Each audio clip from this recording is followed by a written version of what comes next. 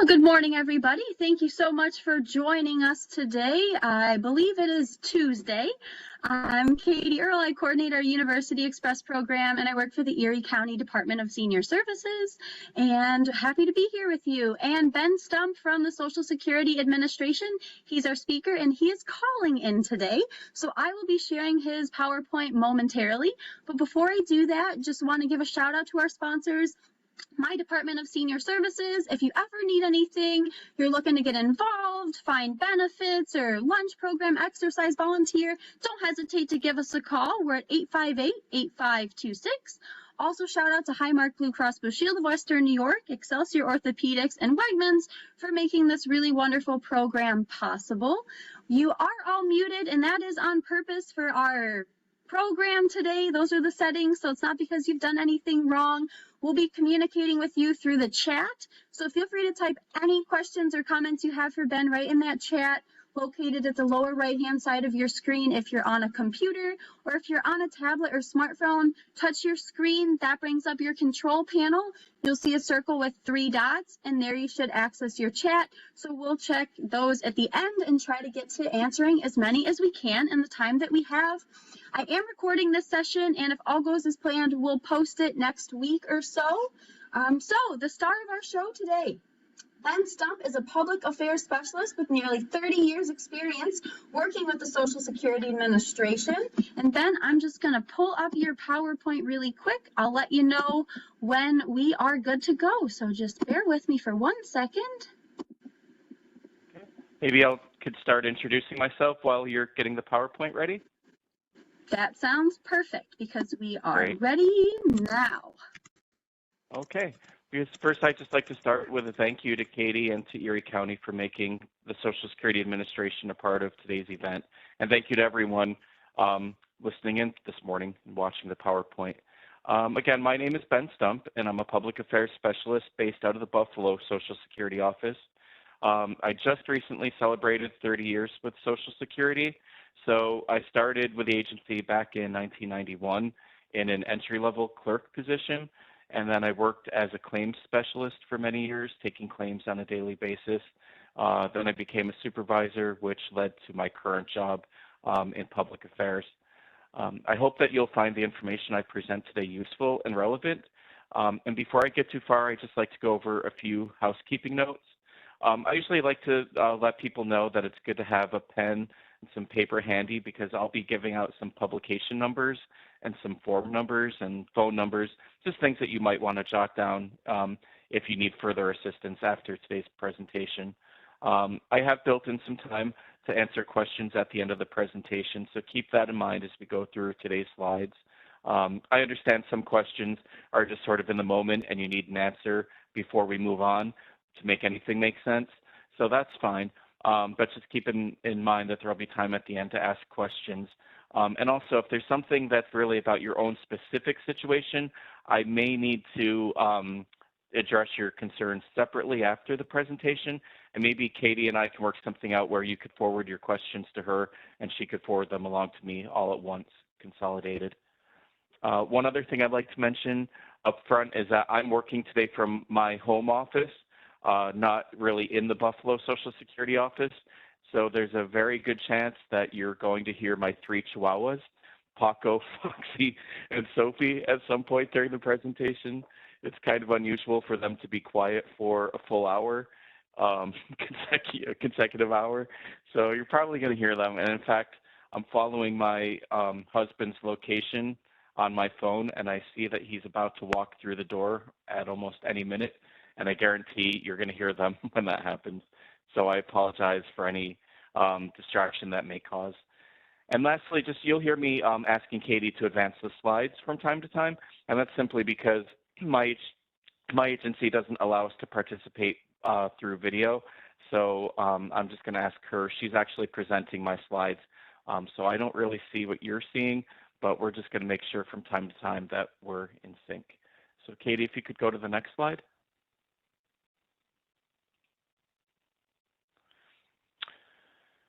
For more than 80 years, Social Security has helped secure today and tomorrow by providing benefits and financial protection for millions of people throughout their life's journey. Social Security touches the lives of every American, both directly and indirectly. So as you consider the information that you're about to receive, I encourage you to think about all the ways Social Security has been linked to your life and the lives of your loved ones. When most people think about Social Security, they automatically think about retirement benefits, and for good reason. Retirement is by far and wide the biggest thing. Oh, and there are the dogs. Retirement is by far and wide the biggest thing we do, but Social Security offers much more than just retirement. We actually provide a safety net of financial protection for your whole family. That's why we say around Social Security, we're here throughout your life's journey with retirement, disability, survivors, and other benefits. Social Security is here to help you and millions of others secure today and tomorrow. Next slide. You should be seeing what looks like a set of steps. And that's because Social Security was never meant to be the only source of income for people when they retire.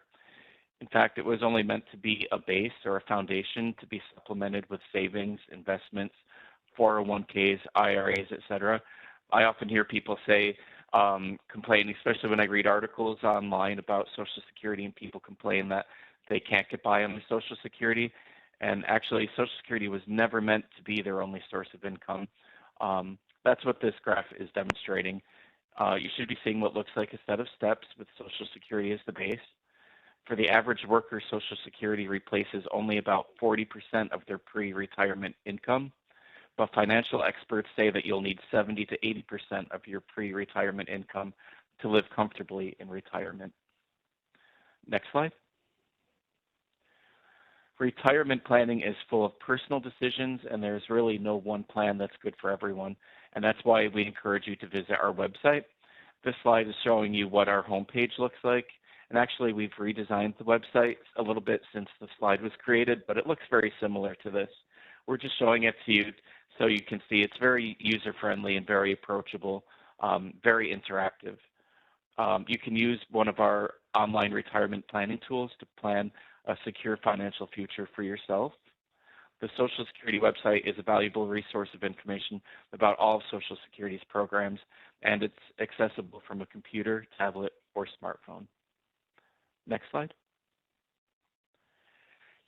When you're at our website, you can use the online retirement calculator to get immediate and personalized benefit estimates to help you plan for your retirement. It's a convenient, secure, and quick financial planning tool.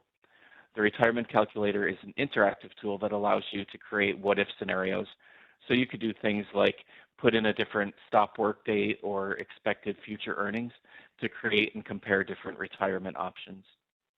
The calculator gives you estimates based on your own personal earnings record, and you can use this tool if you have worked enough and paid enough into Social Security long enough to be eligible for a Social Security benefit. In other words, as long as you're covered by Social Security, this calculator will work for you until you file for benefits. Once you're beginning benefits, you will no longer be able to use the calculator. And next slide. Another great tool available at the Social Security website is My Social Security. My Social Security is convenient and secure suite of services designed to put you in control of your personal Social Security information, as well as help you manage your benefits once you're ready to collect benefits.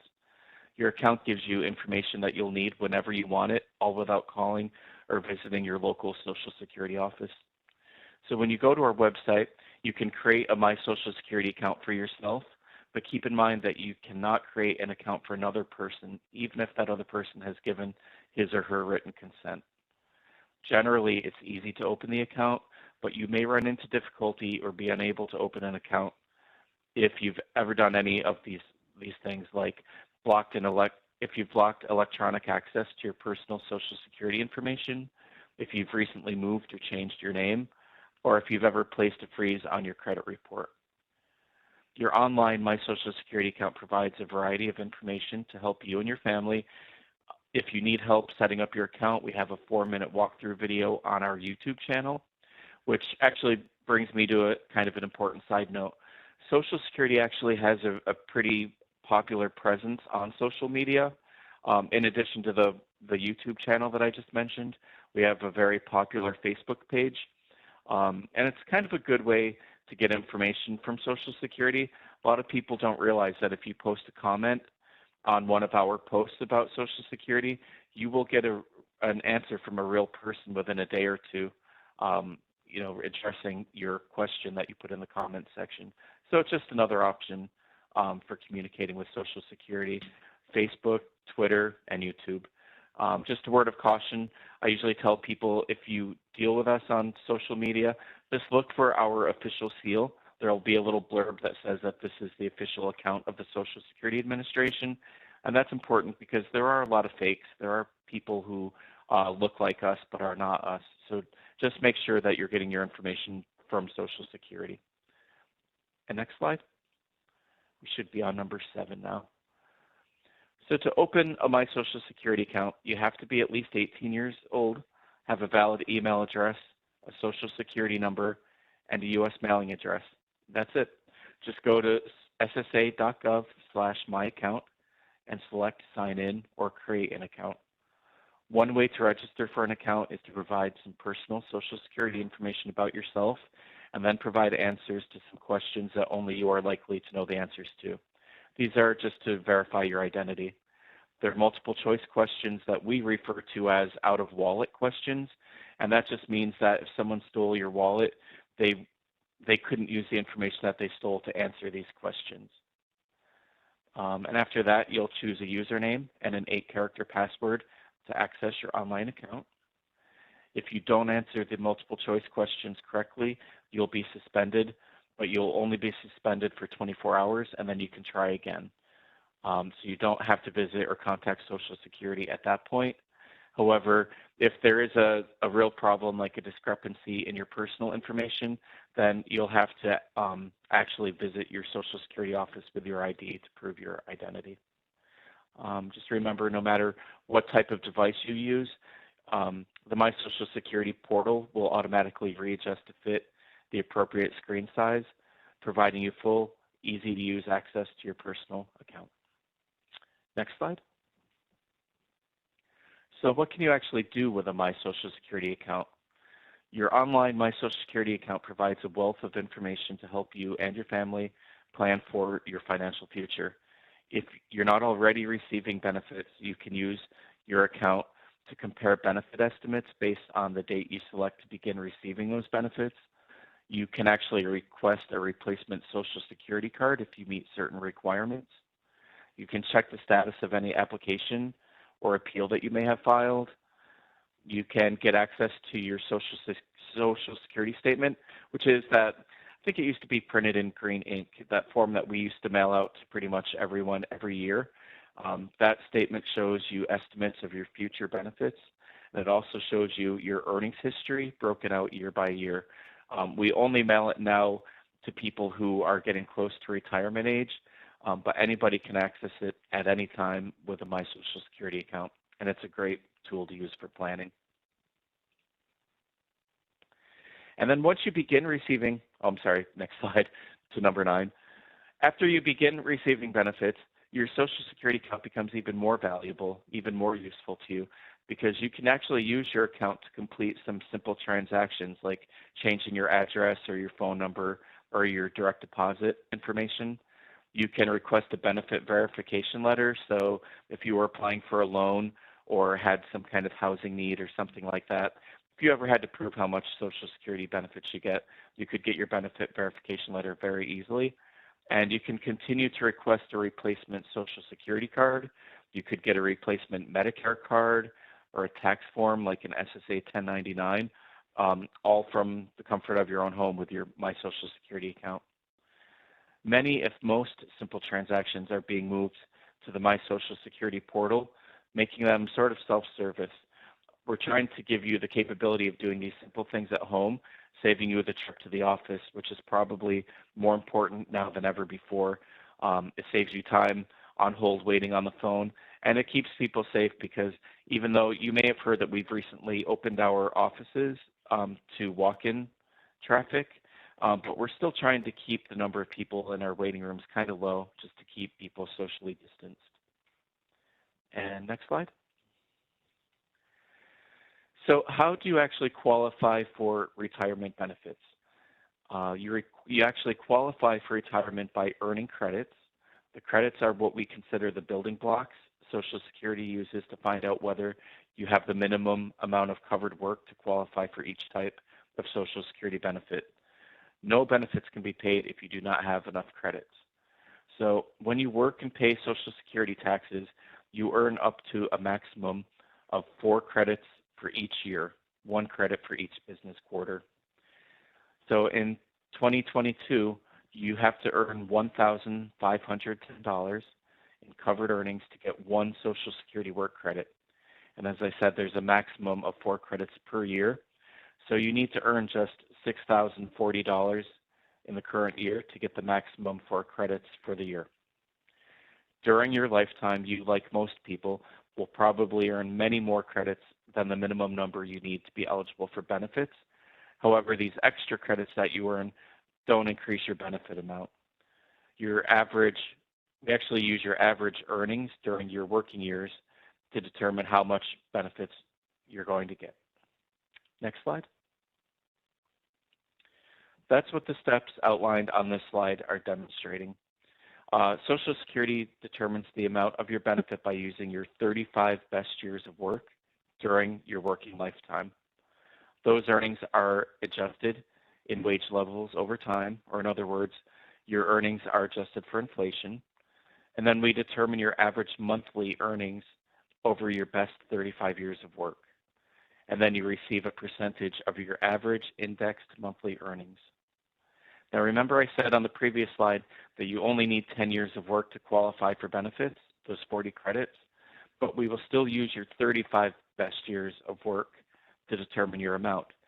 So someone who has more than 10 years of work to qualify for benefits, but less than those 35 years, when they file for retirement, would have several zeros factored into their average monthly earnings. And you know what zeros do to averages. They would bring it down pretty quickly to a much lower Social Security benefit. Next slide. Katie, this might be a good time to check in. Are there any questions in the comments section or anything that we should address right now? Nope, I'm not seeing anything, but anyone, if you have stuff, put it in there. And also I'm on slide 12, so thank you for being so clear, Ben. Perfect, very good. So remember that when to start receiving retirement benefits is a personal choice. There isn't a one-fits-all answer. You may begin receiving your retirement as early as age 62 at a reduced rate, or you might wait until your full retirement age, which is based on the year when you were born. And when we say full retirement age, we mean the age when you can receive your benefit without a reduction. The chart that you're seeing now shows you what your full retirement age is and what the reduction would be if you begin your Social Security benefit at age 62 instead of waiting for your full retirement age. It's really the choice between a smaller payment over a longer period of time or a larger payment for a shorter amount of time. You should make an informed decision about when to apply for benefits based on your individual and family circumstances. Factors that you should consider when deciding the best age to retire are things like your current cash needs, your health and family longevity, whether you plan to work in retirement, whether you have other retirement income sources, your anticipated future financial needs and obligations, and the amount of your Social Security benefit. So as you can see, there are so many variables that change for each individual, so we can't really advise people when they should file for their benefits because really only you know the answer to that question. So besides showing you what your full retirement age is, this chart also gives you an example of how much a $1,000 retirement benefit would be reduced if someone took the benefit at age 62. The full retirement age used to be the same for everyone. It used to be 65, but the increase in full retirement age was the result of the 1983 amendments to the Social Security Act. Full retirement age increases apply to both retirement benefits and survivor's benefits. And although we at Social Security have used the term full retirement age, we're starting to hear people in the media, people in the mainstream, just using this word normal retirement age.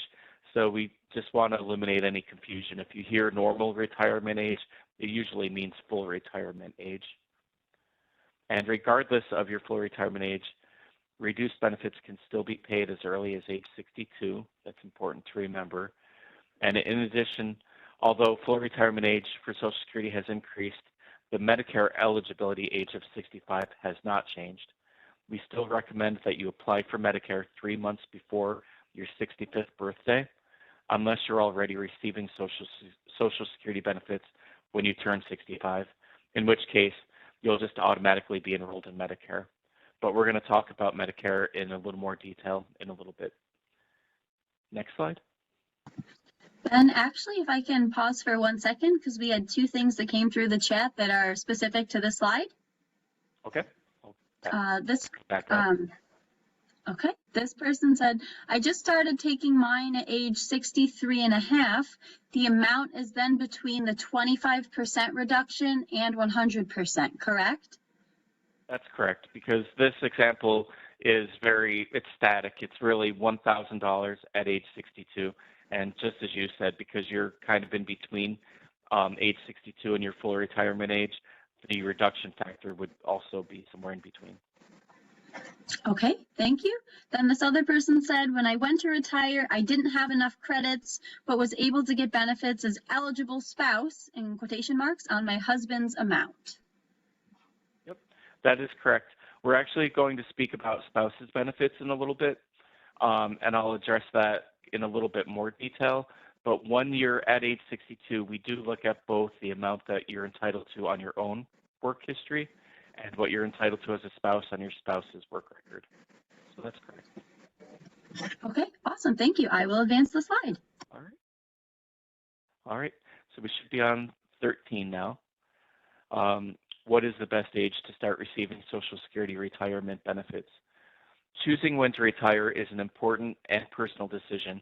Financial experts say you'll need 70 to 80% of your pre-retirement income to have a comfortable retirement. So you'll want to choose a retirement age based on your own circumstances so you'll have enough income when you need it. As you can see on this chart, your monthly retirement benefit will be higher if you delay starting it. We calculate your basic Social Security benefit, that's the amount you would receive at your full retirement age, based on your lifetime earnings. However, the actual amount you receive each month depends on when you start receiving benefits. You can start your retirement benefit at any point from age 62 up until age 70, and your benefit will be higher the longer you delay starting it. This adjustment is usually permanent. It sets the base for your benefits you'll get for the rest of your life. So in this example that you're seeing in this chart, let's say your full retirement age is 66 and your monthly benefit starting at that age is $1,000. And that's demonstrated in that green column right in the middle with $1,000 at the column and age 66 there at the bottom. If you choose to start getting your benefits at age 62, that's the green column all the way on the left, we'll reduce your monthly benefit 25% to $750 to account for the longer period of time that you'll receive your benefits. If you choose to delay getting your benefits until age 70, that's the green column all the way on the other end to the right, then you would increase your monthly benefit to $1,320. This increase is from what we call delayed retirement credits that you would earn for your decision to postpone receiving your benefits past your full retirement age. The benefit at age 70 in this example is 32% more than you would receive each month if you had chosen to start getting your benefits at your full retirement age. So it is a substantial increase in your benefit. We give you a little bit, one small delayed retirement credit for each month past your full retirement age until you reach age 70. There's no benefit in waiting past age 70 because you don't earn any more delayed retirement credits after that age. And I think it's a generous delayed retirement credit because you'd have to wait until your 70s to start collecting your benefit. So that's again where you have to start thinking about your family longevity and how long you think you're going to be alive to collect benefits, because I have actually seen people who start collecting benefits at age 70, and then if they don't make it past age 75, they may have actually lost money by not collecting earlier. I encourage you to read our publication. This is where that pen I said in the beginning, have handy. Our publication number is 05-10147. Again, 05-10147. It's called When to Start Receiving Retirement Benefits. And you can find it by going to the publications page at ssa.gov/pubs. Next slide. So you can actually get your Social Security retirement or survivor's benefits and work at the same time. However, if you're younger than your full retirement age and earn more than certain amounts, your monthly benefit remains the same, but the total amount of benefits you receive for the year will be reduced. The amount that your annual benefits are reduced, however, isn't truly lost. Your monthly benefits will be increased at your full retirement age to account for benefits withheld due to earlier earnings. One note I should mention is that different rules apply if you work outside the United States. So contact Social Security if you're working or plan to work outside of this country. But for most of you, this is how it works. If you work and are at your full retirement age or older, you can keep all of your Social Security benefits no matter how much you earn.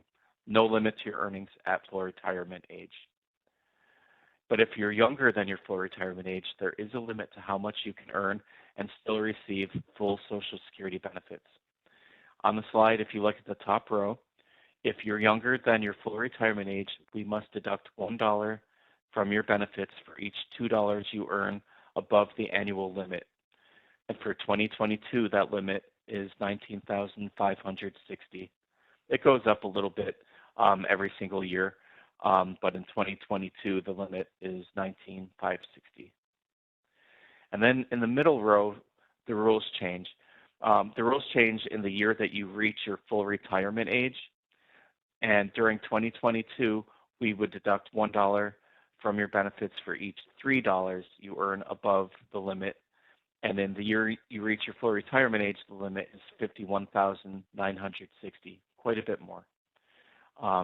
And we count just from January of the year you reach your full retirement age until the month you reach your full retirement age. You can earn $51,960 in those months.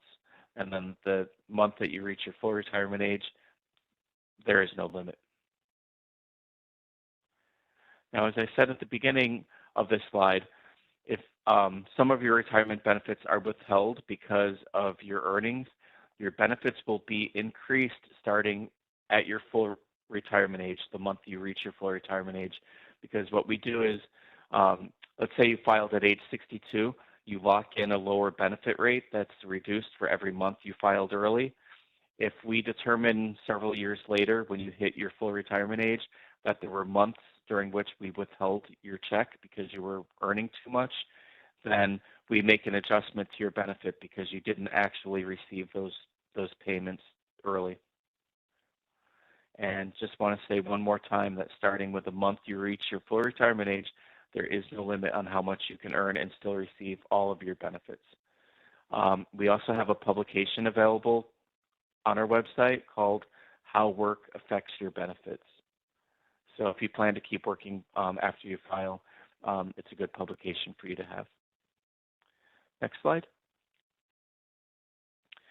Next, let's talk about how other people who can collect on your record once you retire. It's important for you to know that your child or your children can get benefits when you retire if they're your biological child, adopted child, or dependent stepchild. To get child's benefits, the child must have a parent who is disabled or retired and entitled to Social Security benefits, meaning collecting, or a deceased parent who was covered by Social Security at the time of death. And the child must be unmarried, under the age of 18, or up to 19 and still in high school.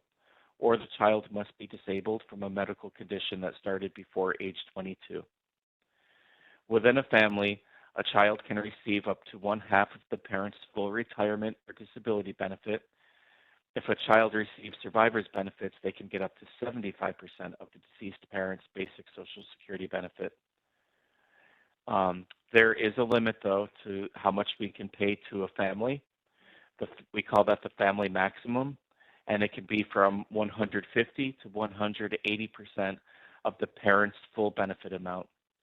If the total amount payable to all family members exceeds this limit, then we reduce each person's benefit proportionately until the total equals the maximum allowable amount. Next slide. So benefits for a spouse. When you retire, we may be able to pay your spouse benefits too. Your spouse would need to be at least age 62. If your spouse has not worked or has low earnings, he or she may be entitled to as much as 1/2 of your full benefit. And that kind of relates to the question that I answered earlier. So if he or she wants to get Social Security retirement benefits before they reach their full retirement age, the amount of benefit is reduced. The amount of reduction depends on when the person reaches their own full retirement age, just like how we covered the way your own benefits are reduced when you claim benefits before full retirement age. Your spouse benefit is only payable if you're claiming spouse's own unreduced benefit rate based on his or her own earnings history is less than 50% of your unreduced benefit rate.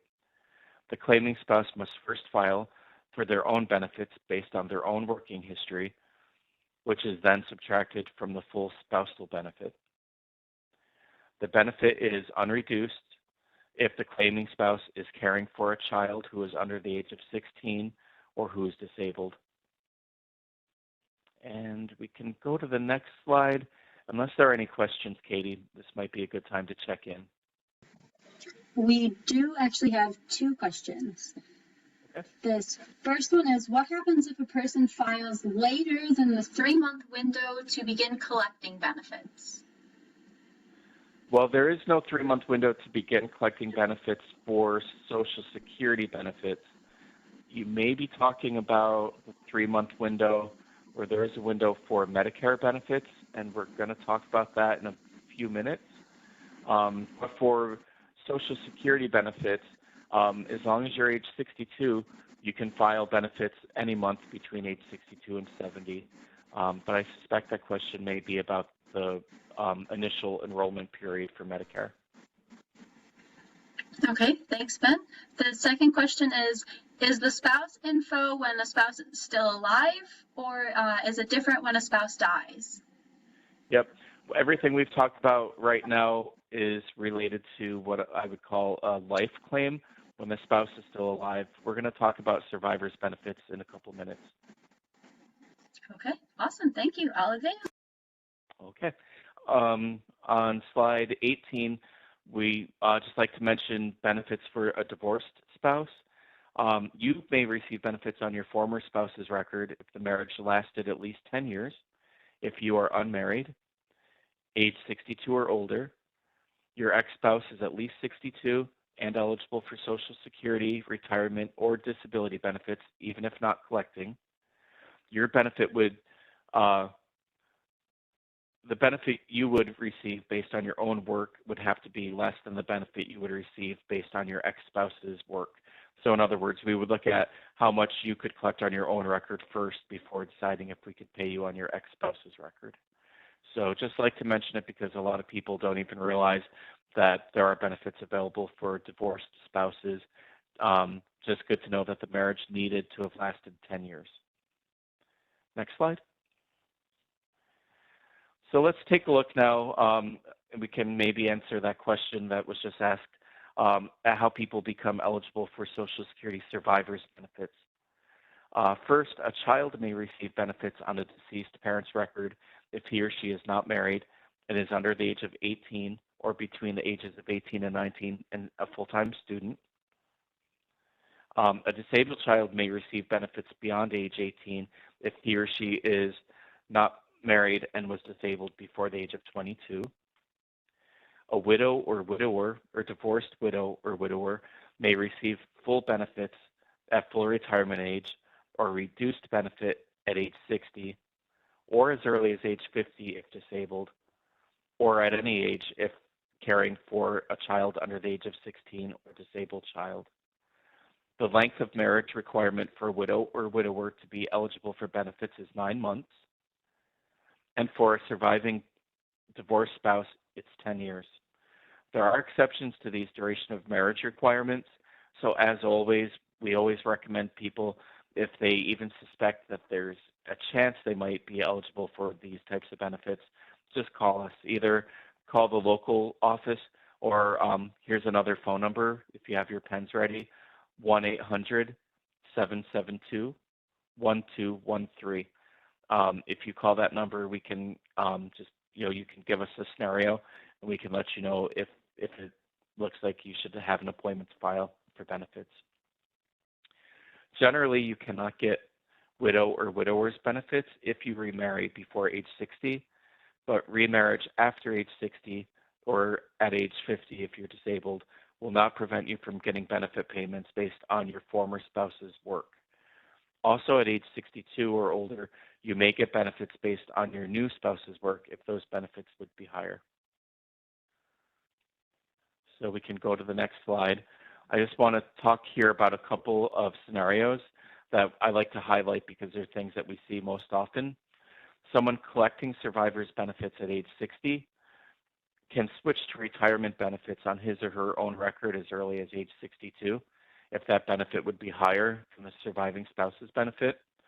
Or someone who is eligible for both the survivor's benefit and a retirement benefit on his or her own record can take retirement benefits at age 62, then switch to the surviving spouse's at full retirement age if that benefit is higher, and vice versa. And actually, in these situations, when someone is eligible for both survivors and retirement, we usually recommend that you actually contact the Social Security office to run through the different scenarios with real numbers. And it's kind of rare for me to say that. Usually, we like people to do the research on our website, but these certain scenarios can get very complicated, and it's kind of good to figure out at what age there's a break-even point when one option might become more beneficial to you. So this is, again, a good time probably to check in and see if there are any questions. I'm not seeing any questions, but I did put the 1-800 phone number in the chat for people. Perfect. Thank you for that. So we'll go to the next slide. It's number 24. Now we're going to talk briefly about taxation of Social Security benefits, because a lot of people are surprised to learn that their Social Security benefits could be subject to taxes. So this graphic shows you the income brackets that determine if you will pay federal taxes on your benefits. There's a lot of information on this slide, so I'm going to just kind of summarize for you. If you file a federal tax return as an individual and your combined income is between $25,000 and $34,000, you may have to pay income tax on up to 50% of your Social Security benefits. And if your income is more than $34,000, then up to 85% of your benefits may be taxable. If you file a joint return and you and your spouse have combined income that is between $32,000 and $44,000, you may have to pay income tax on up to 50% of your benefits. If your combined income is more than $44,000, then up to 85% of your benefits may be taxable. And if you are married and file a separate tax return, you almost definitely will pay taxes on your benefits. No one pays federal income tax on more than 85% of his or her Social Security benefits based on Internal Revenue Service rules of the IRS. At the end of each year, we will mail you a Social Security benefit statement. That's Form SSA 1099, and it'll show the amount of benefits that you received during the previous year. You can use this statement when you complete your federal income tax return to find out if you'll be paying taxes on your benefits. You can ask Social Security to withhold money from your benefits to pay your federal income tax. Although this is not required, you may just find it easier than paying quarterly estimated tax payments. I'm going to give you some publication numbers again. for more information on taxation. It's actually an IRS publication number 554, and it's called Tax Guide for Seniors. And there's another one called Social Security and Equivalent Railroad Retirement Benefits, IRS publication number 915. And you can get both of those publications at irs.gov/publications. Or you can call the IRS on their toll-free telephone number at 1-800-829-3676. Again, 1-800-829-3676. Next slide. So let's shift gears a little bit now and talk about Medicare. Medicare is our country's health insurance program for people age 65 or older. People younger than age 65 with certain disabilities or permanent kidney failure or ALS, Lou Gehrig's disease, can also qualify for Medicare. If you're looking at the slide, I just want to point out here how it shows Medicare has 4 parts. Part A is hospital insurance, which covers most inpatient hospital expenses. The coverage for Part A is free at age 65. If you file early for your retirement at age 62, you would automatically be enrolled in Medicare Part A. The coverage has no premium. As I said, it's free, but there is a 2022 deductible for Part A, and that's $1,556. Now, Part B is medical insurance coverage, which covers 80% of doctor's bills and other outpatient medical expenses after your first $233 in approved charges. The current standard monthly premium for Medicare Part B in the current year is $170.10. After you you should know, after you retire, your health insurance that you currently have may require for Medicare to pay first. So many supplemental plans require you to sign up for Medicare Part B.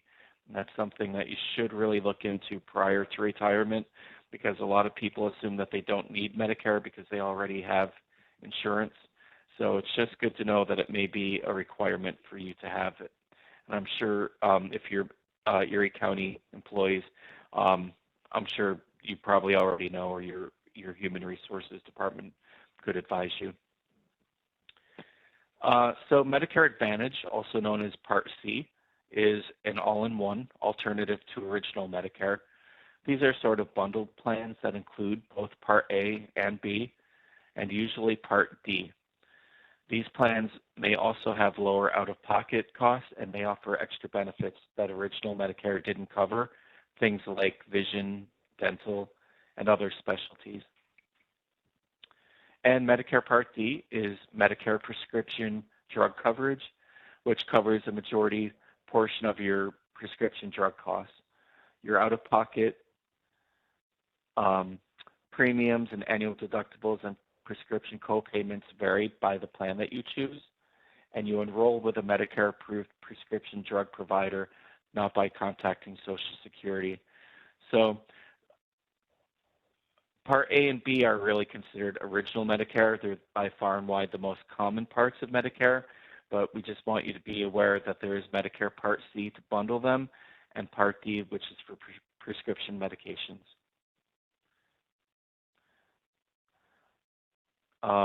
Our publication to cover Medicare is simply titled Medicare, and the publication number is 05-10043. To learn more about original Medicare, Medigap, or Medicare Advantage plans, we recommend that you visit medicare.gov, that's Medicare's website, medicare.gov/publications. And you can view their publication called Choosing a Medigap Policy, publication number 02110. And there's another publication called Understanding Medicare Advantage Plans, publication number 12026. And I just realized that I'm missing a slide in this presentation, which demonstrates the 3 times or 3 different enrollment periods during which you can sign up for Medicare in retirement. And the first one I think is related to a previous question that somebody asked. The first time that you can get into Medicare is during what we call your initial enrollment period. That's the month that you reach age 65, 3 months before then, and 3 months after. So a total of a 7-month period. And remember that although your full retirement age for cash Social Security retirement payments may have moved past age 65, this is still the time, age 65, to enroll for Medicare during your initial enrollment period.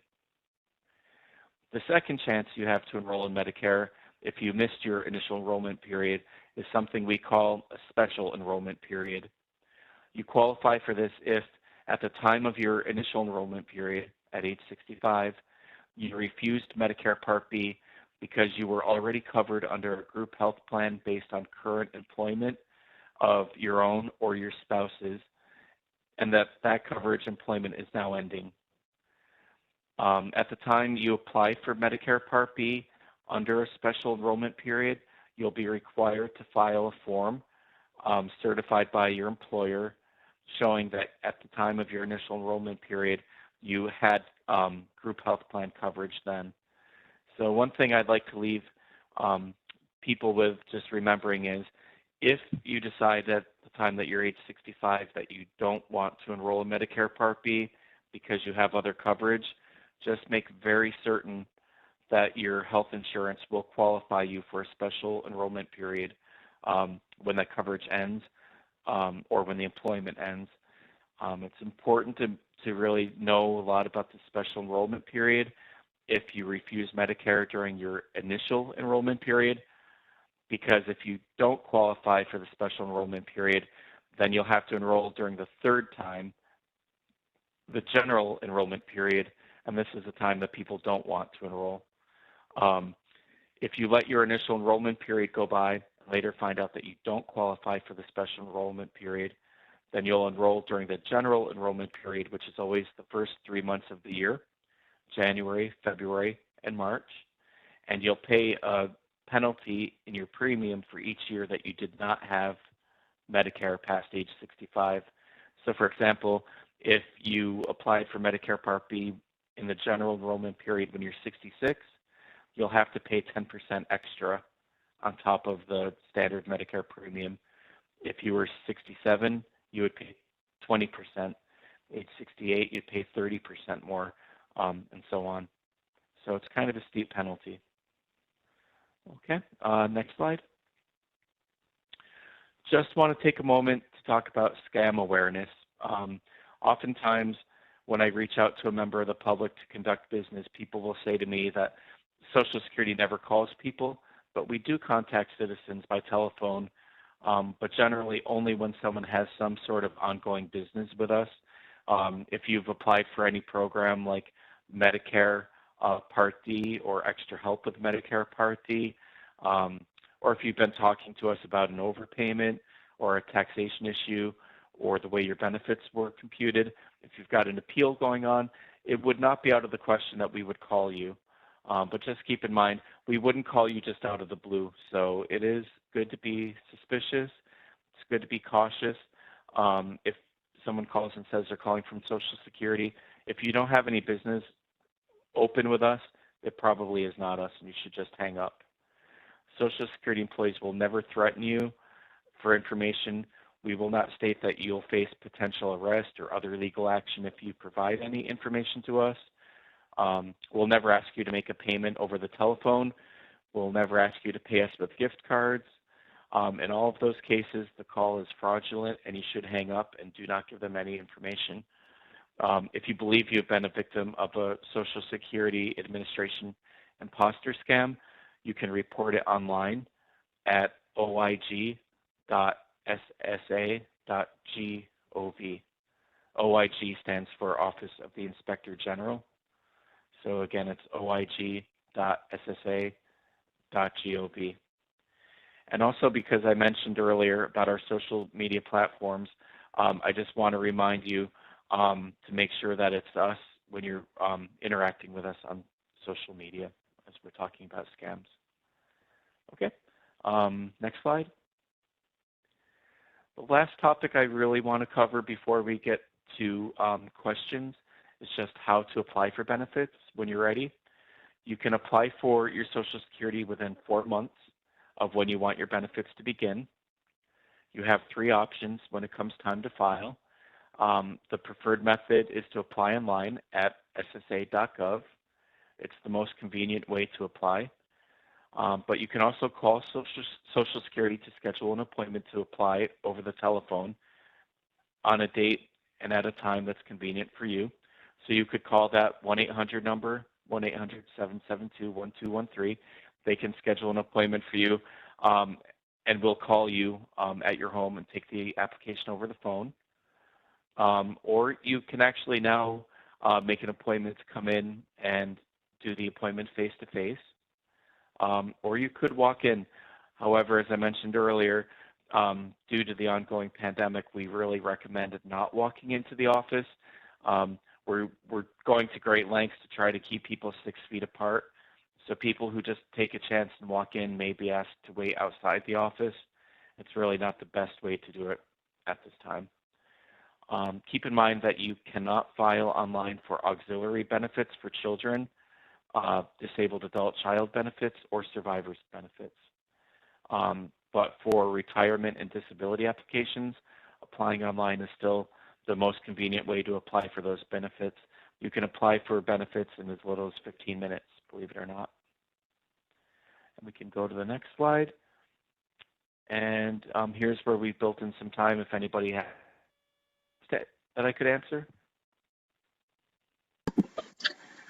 Awesome, Ben. First, I just want to take a moment to thank you for such a clear and simple presentation for all of that information. Really appreciate that. We do have some questions rolling in, and we've got about 8 minutes because I want to be mindful of your time. So this first question I'm seeing is there a way to submit a question to Social Security by email? That's actually a good question, and the short answer is no. We do actually, we're starting, just because of technology, we are getting questions by email. We prefer not to deal with personal business that way because it's not a secure means of communication. We do not automatically encrypt email that goes back and forth to the members of the public. So we don't like to communicate that way. Some people have figured out how to get in touch with us that way. Honestly, some of our employees won't even answer because of the lack of security when emails come in unsolicited that way. We do have something called a secure email partner list, but generally you would have to be an organization to become a secure email partner. So we really don't work with the public by email at this point. Okay, that makes sense. Thank you.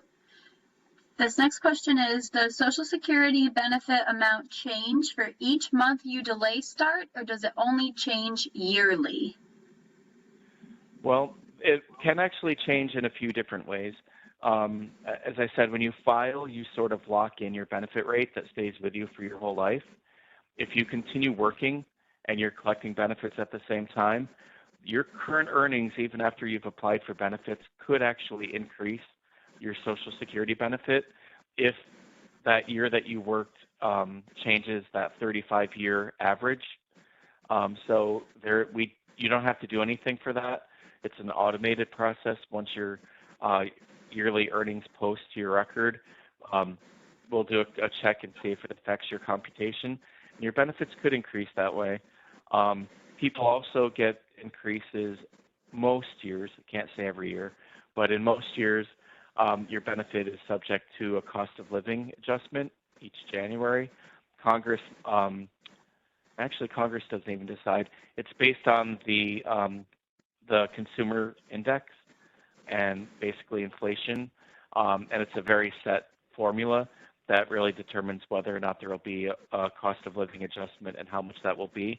And in most years, we've had a cost of living adjustment. And in terms of delayed retirement credits, if you wait past your full retirement age, so let's say your full retirement age is 67, and then you filed when you were 68, 1 year later, we would calculate your benefit with 12 delayed retirement credits, and we would lock in your benefit rate with those 12 credits when you file. So I hope that answers your question. Oh, I think so. Thank you so much. And we actually have two questions, at least that I'm seeing right this second, about survivor benefits. So one is general and one is a little more specific. So I'm going to read the general one and then I'll read the specific one. So this is, if a spouse dies, what is the amount of survivor benefit? The more specific example that someone gave is, we receive combined total of $25,000. If one of us should die, what percent, or when one of us would die, what percent would survivor receive? Thank you. Presentation was very clear. Oh, great. Well, survivor's benefits can be up to 100% of the deceased worker's unreduced benefit rate, or what we call the basic benefit rate. If the survivor is under his or her full retirement age, it would be reduced just because that person isn't at their full retirement age yet.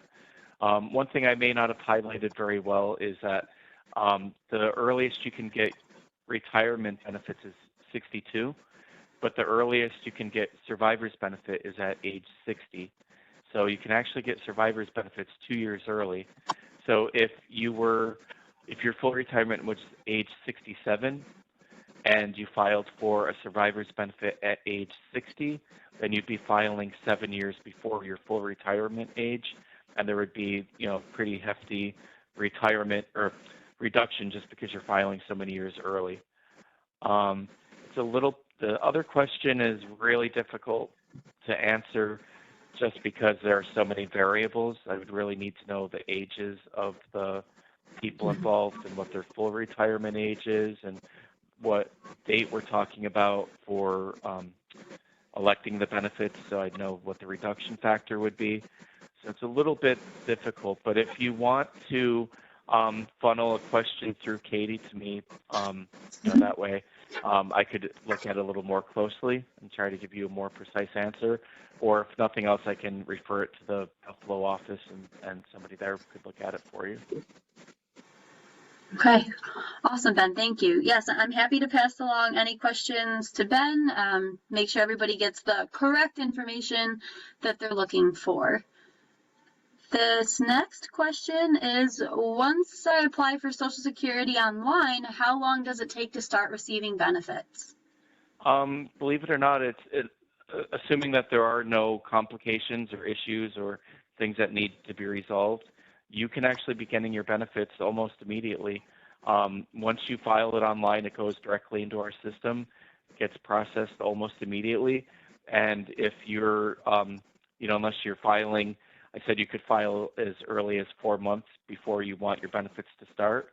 But if you're filing at a time when you're already due benefits, you could almost be paid right away. Okay, good to know. That would be great. A couple more questions here, Ben. Is that all right? Sure, absolutely. Okay, great. This next one is, for someone who wants to retire early, are there any required notifications or applications if you're not planning to collect benefits until later? Or are there any other considerations to keep in mind? Not really. If you don't really have to notify, in fact, really, I don't know if I've ever seen where people let us know that they're not going to collect benefits. I've seen the opposite, where people wait past age 70, and it's almost heartbreaking when someone comes in at age 73 or 74, and they find out that there was really no reason to wait past that age. So, there's not a whole lot we can do to rectify that once the time has passed. So if you're just waiting until your full retirement age, you don't really have to do anything except remember when you're 65, if your full retirement age is after 65, just address Medicare, before your full retirement age. Other than that, one thing some people do is they'll file at age 62 and let us know that they're still working. It locks in their benefit rate at the lower rate. Sometimes we suspend their benefit because we can't pay them because they're working so much over the limit. And then we do that adjustment at their full retirement age. The only benefit to doing that is all you have to do to start getting paid is let us know that you're no longer working. We can do a quick input in the computer and it pays you almost immediately. That's one kind of, I guess, insider trick or tip that people do. Don't necessarily endorse or recommend doing that, but it's a possibility. Okay, awesome to know. Thank you. And I know we're coming up on time here, but just a couple more things if that's okay. This came through when we were talking about the Social Security benefit amount changing for each month, that question. This person's wondering if the online calculator would be a good tool to check on that kind of thing. Yes, and I'm glad you actually brought that up. I should have thought to say that. Yes, the online tool, the retirement calculator, would be a great tool for that. Okay, awesome. This next question, if an application requires documentation, can that be submitted online? Documentation, I'm assuming you mean like a birth certificate or maybe DD-214 for military service. You cannot submit it online. You can actually fax it to us if you don't want to visit the office. A birth certificate, generally speaking, we don't need that anymore because if we can verify your birth inside the United States and your date of birth from our records from when you applied for a Social Security card, we may not even need to see any kind of documentation. Okay, great to know. Thank you. Just a few more things here. This one, if you don't sign up for Part D because you have prescription benefit with your supplemental insurance, do you have to pay a penalty if you always continue to keep the supplemental insurance? If you continue the group health coverage that you had when you were in your initial enrollment period, if that isn't ending, then you would not qualify for a special enrollment period. So in this situation, it sounds like your only option would be to file under the general enrollment period, and it would be subject to a penalty. Okay, great. Thanks, Ben. I'm also just going to quickly give a shameless plug for our Senior Services Department for the Health Insurance Information Counseling and Assistance Program, HICAP, and proud of myself remembering what that stands for. Bill and Sue, happy to help you answer any questions. Their direct number for that program is 858-7883, and they work closely with folks at the Social Security Administration. So commercial over. This question here is there a minimum length of marriage for eligible for survivor benefits? For survivors benefits, you know what? We're going to end on a note where I have to say I don't really want to answer that question because I don't want to give you bad information, and I'm about 80% sure of what I was about to say.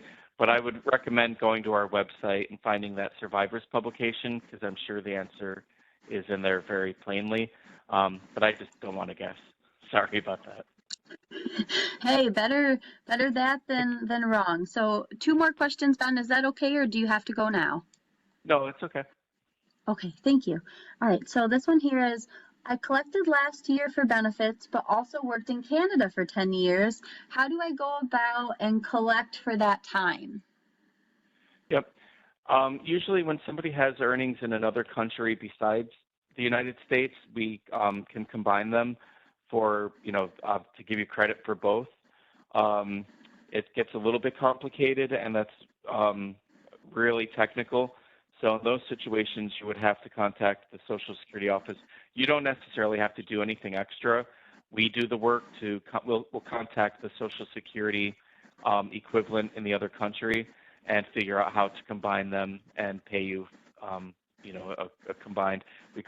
Sometimes it's called totalization.